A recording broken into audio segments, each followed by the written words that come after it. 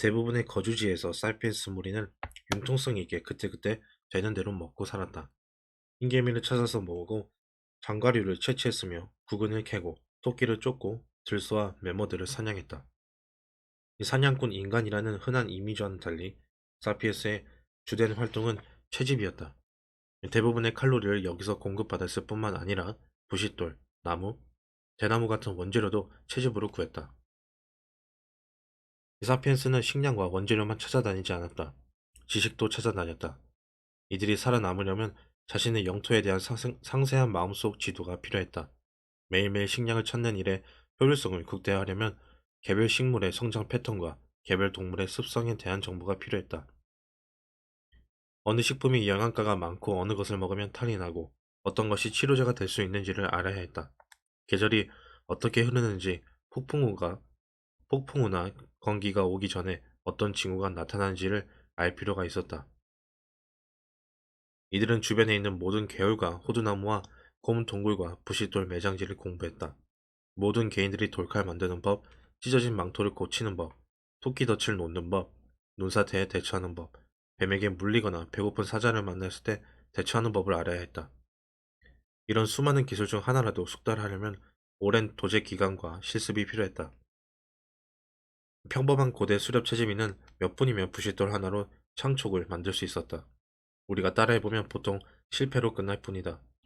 우리에게는 부싯돌이나 현무암의 겉면이 어떻게 깎이는지에 대한 전문 지식이 없으며 이런 정교한 작업을 할 수 있는 운동 기능이 없다. 다시 말해 평범한 추렵 채집인은 현대인 후손 대부분에 비해 주변 환경에 대해 좀 더 넓고 깊고 다양한 지식을 지니고 있었다. 오늘날 산업사회에 사는 대부분의 사람들은 살아남기 위해 자연 세계에 대해 많은 것을 알 필요는 없다. 컴퓨터 엔지니어, 보험 중개인, 역사 교사, 공장 노동자로 살아가기 위해서 알아야 할 지식은 무엇일까?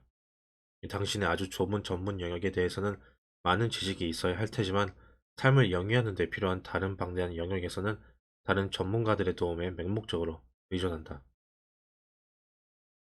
이들 전문가 역시 그들의 영역에 지식이 한정되어 있다. 인간 공동체의 지식은 고대 인간 무리의 그것보다 훨씬 더 크지만 개인 수준에서 보자면 고대 수렵 채집인은 역사상 가장 아는 것이 많고 기술이 뛰어난 사람들이었다. 사피엔스의 평균 뇌 용적은 수렵 채집 시대 이래 오히려 줄어들었다는 증거가 일부 존재한다. 그 시대에 생존하려면 누구나 뛰어난 지적 능력을 지녀야 했다.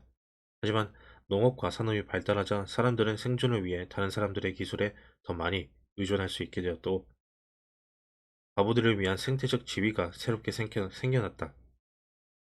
별 볼 일 없는 유전자를 가진 사람이라도 살아남을 수 있으며 물품을 배달하거나 조립 라인에서 단순 노동을 하면서 그 유전자를 후손에게 물려줄 수 있게 되었다. 수렵 채집인들은 주변의 동물, 식물, 물건뿐 아니라 자기 신체와 감각이라는 내부 세계에 대해서도 완벽히 터득했다.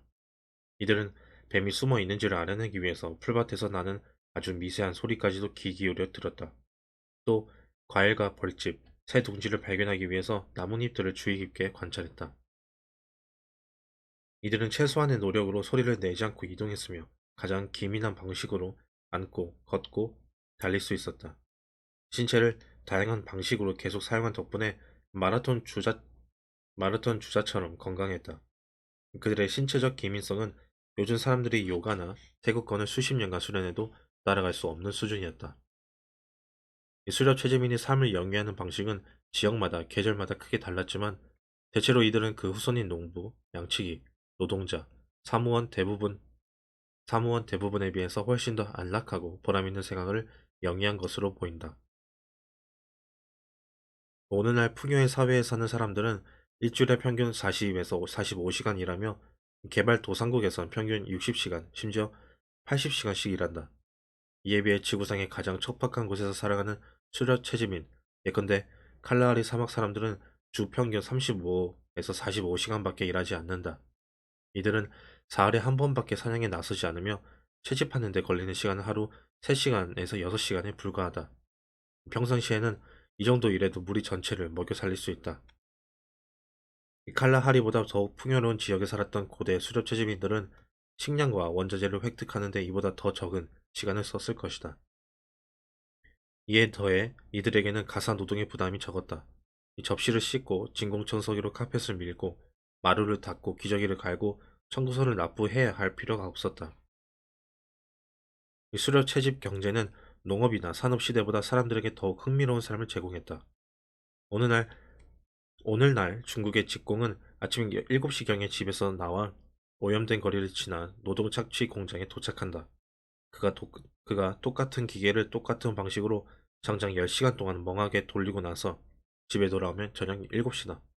이때부터 접시를 닦고 빨래를 해야 한다. 3000년 전 중국의 수렵 채집인은 가령 아침 8시에 동료들과 함께 캠프를 나섰다. 이들은 인근의 숲이나 초원을 오가며 버섯을 따고 먹을 수 있는 뿌리를 캐고 개구리를 잡았다. 가끔은 호랑이를 피해서 도망쳤다. 오후에는 캠프로 돌아와 점심 준비를 했다. 덕분에 남는 시간에 이들은 가십을 나누고 아이들과 놀아주기도 하고 지어낸 이야기를 하면서 한가롭게 보낼 수 있었다. 물론 호랑이에게 물려가거나 뱀에게 물리는 일도 가끔 일어났지만 이 자동차 사고나 산업공해에 대처할 필요는 없었다. 이 모든 시기 대부분의 장소에서 실업 채집이는 가장 이상적인 영양소를 제공했다. 놀라운 일이 아니다.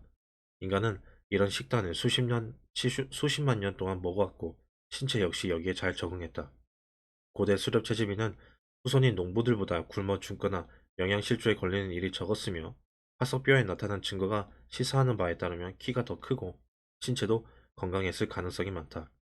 다만 평균 기대 수명은 30년에서 40년에 불과했다. 그러나 그것은 주로 어린이 사망률이 높은 탓이었다. 출생 1년 이내의 영아 사망률이 가장 높았으며 이 시기에 이 시기를 지난 아이는 60세까지 살 가능성이 높았고 일부는 80세까지 살았다.